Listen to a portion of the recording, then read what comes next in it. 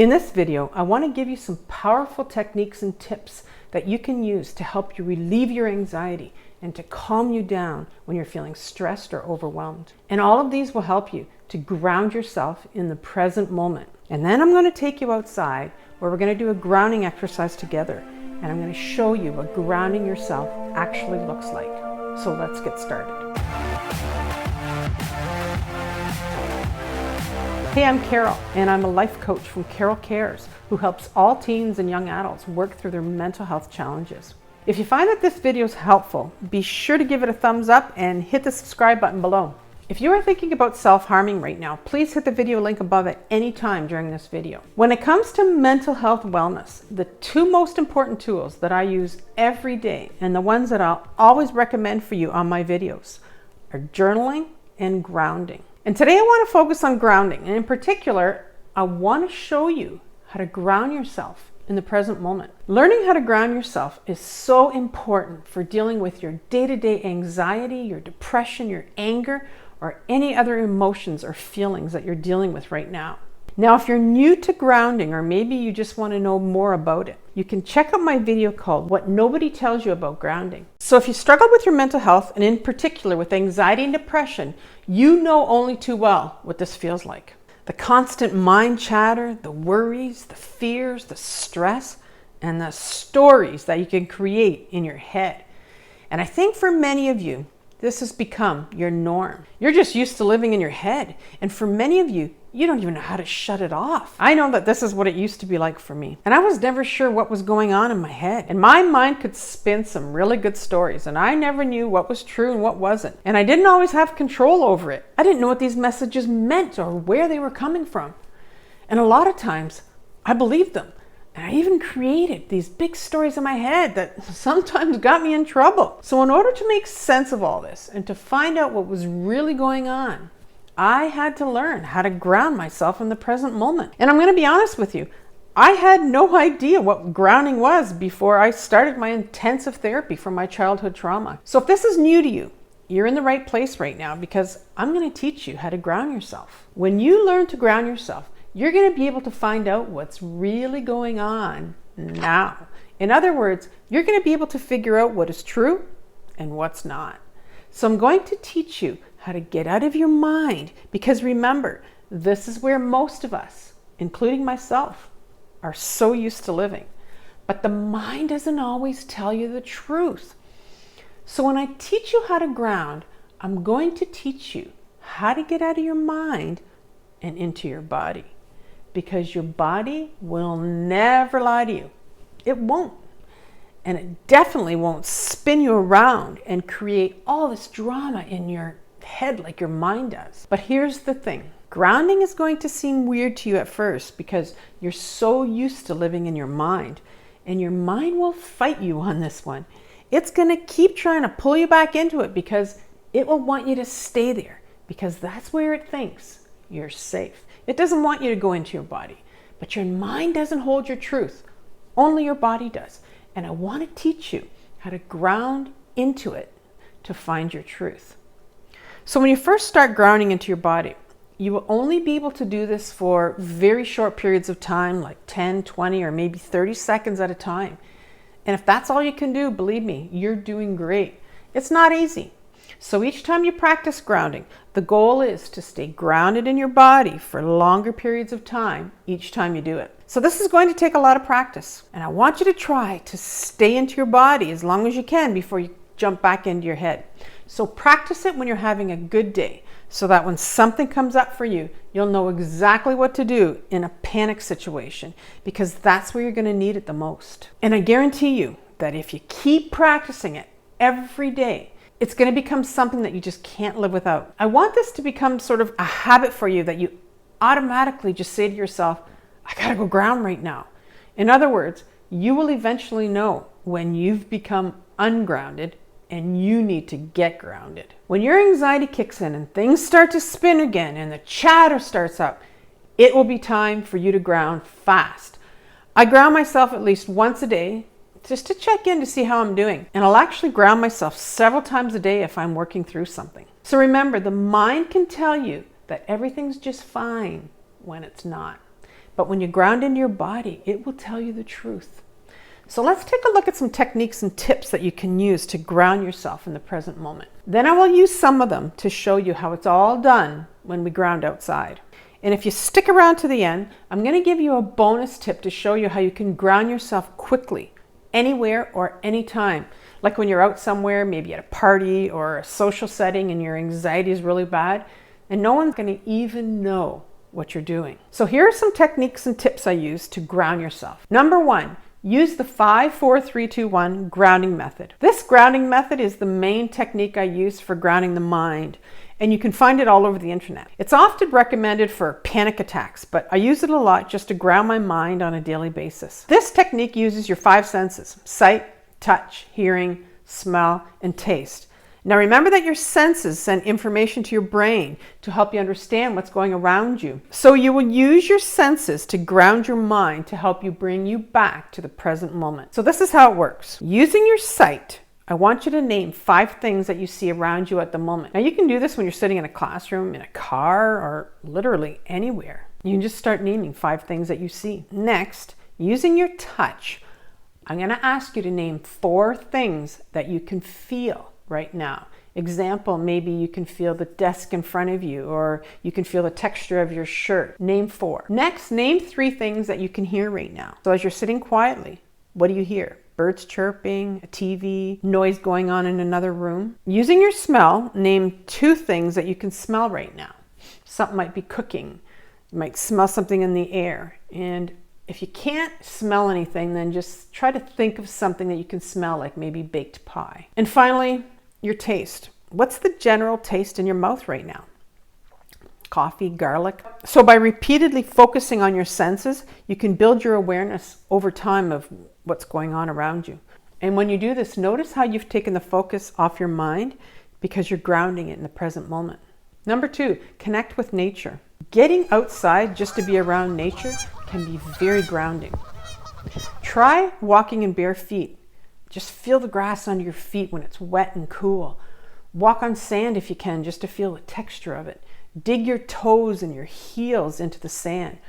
Try some gardening. Go for long walks in nature. All of these are good for grounding yourself. Number 3, do some physical activity. Any physical movement is great for getting yourself back in your body. So any sports activity, walking, dancing, exercising, biking, and running. I mean, you don't have to overdo it, but try to do something regularly. Number 4, do a breathing check. This one is good for immediately taking the focus off the mind and right into the body. If I ask you right now, are you breathing? What's your reaction? Did you notice how your focus went from your mind to your body to check for your breathing? And when I ask you to check your breathing, I'm not asking you to control it or change your breathing in any way. I just want you to check that you're breathing. It's there. So stay focused on that, because here's the thing. You can't stay in your mind and focus on your breathing at the same time. It's impossible. So when you're feeling angry or you're having a panic attack, ask yourself, all right, am I breathing right now? And you'll immediately take your focus to your breathing. And I want you to try to stay there. Keep going back to the breath instead of going back in your head, because that's where you're going to want to go. Number 5, focus on your feet. When I ground myself, I always try to ground myself in bare feet, especially when I'm outside, so I can really ground into the earth. I want you to try to make sure that the entire soles of your feet are touching the floor or the ground outside. Number 6, wiggle your toes. So besides the breathing technique, I like to focus on my feet and especially start to wiggle my toes. And wiggling the toes is actually the one that I use most often. And I can do this anywhere, anytime, and no one will even know what I'm doing. And if anyone just asks, just tell them I'm wiggling my toes. It always works for me. Now, before I get to the final big tip that I use every single day, and the one that I want you to start using to ground yourself, I need to say this to you about grounding into your body. As you ground, I want you to notice what else is happening in your body. So, do you hear a message? Do you see something flash before your eyes? Are you starting to get emotional? Maybe you're starting to cry or you want to get angry. This is all normal. and it means you're becoming grounded into your body. Remember, you don't feel from your mind. You feel your emotions from your body because that's where they are. And that's why it's so hard to stay in the body for long periods of time, because we don't want to feel our emotions. And some of you really will find that uncomfortable because emotions are scary for people. So you're always going to want to go back into the mind where you think it's safe.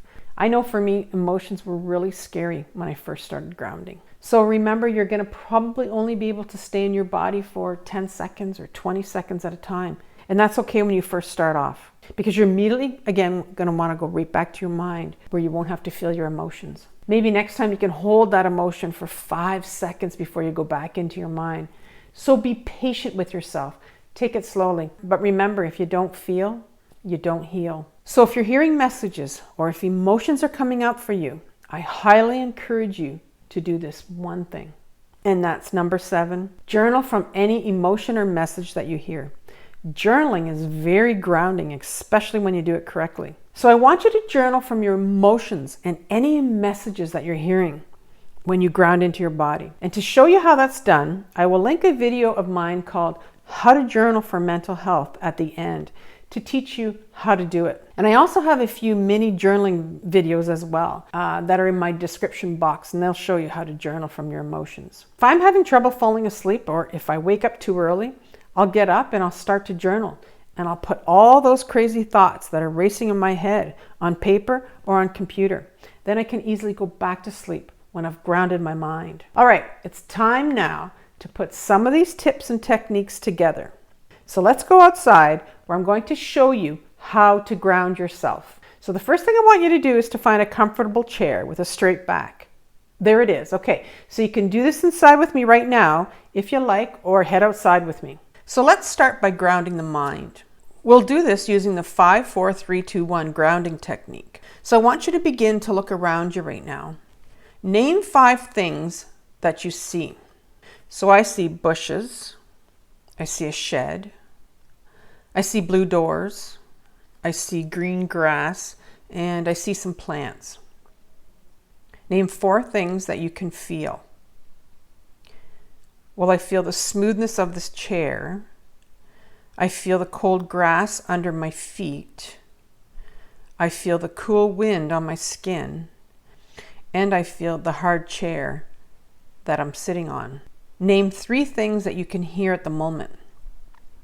I hear the wind blowing. I hear noise from far away. And I hear a bird chirping. Name 2 things that you can smell right now. I smell the fresh air and I can smell my skin. What is the general taste in your mouth right now?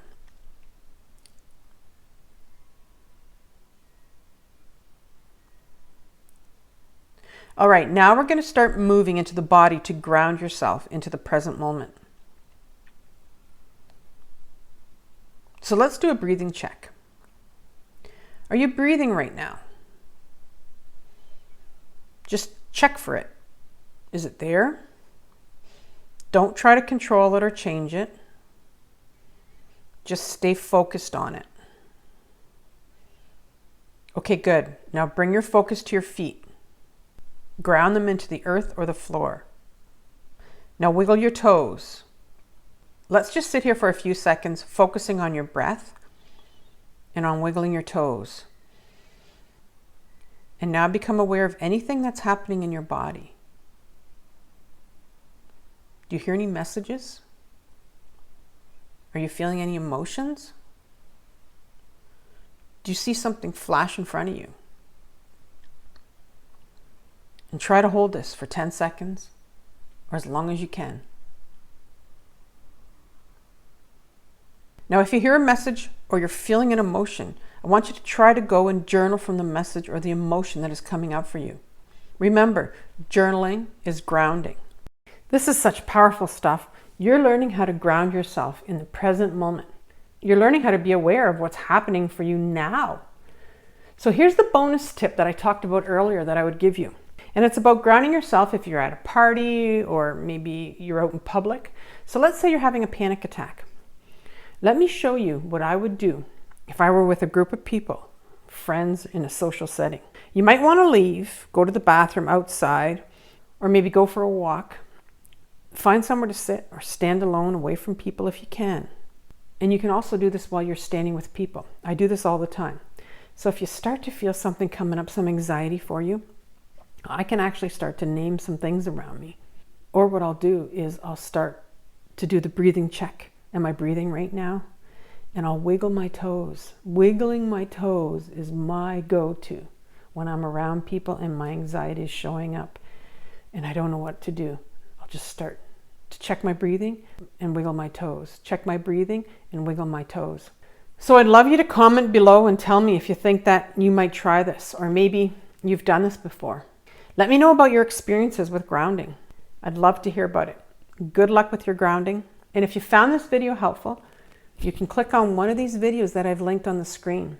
There's one about grounding and the other one's about journaling. So until next time, remember to have compassion for yourself or what you're working through, and stay safe. Bye for now.